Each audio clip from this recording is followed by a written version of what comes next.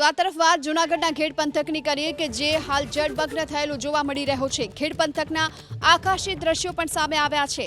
Ojat Uber નદીના પાણીથી ખેડમાં તારાજી સર્જાઈ અને ખેડ પંથકના માટિયાળા ગામ કે જે હાલ બેટમાં ફેરવાઈ ચૂક્યું છે।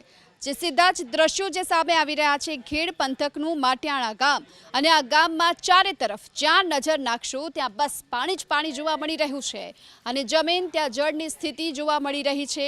માટિયાળા ગામની અને માટિયાળા ગામના આ આકાશી દ્રશ્યો આપની ટીવી સ્ક્રીન પર ખેડ પંથકમાં જળમગ્નની સ્થિતિ જોવા મળી રહી છે અને જળબંબાકારની સ્થિતિની વચ્ચે માટિયાળા ગામ અત્યારે બેટમાં ફેરવાઈ ચૂક્યું છે। જ્યાં નજર નાખશું ત્યાં માત્ર પાણીને પાણી જોવા મળી રહ્યું છે અને આસપાસના વિસ્તારોની સાથોસાથ લોકોના ઘરમાં પણ પાણી ઘૂસી ગયા છે। તેને લઈ લોકોને મુશ્કેલીનો સામનો કરવાનો વારો આવ્યો છે।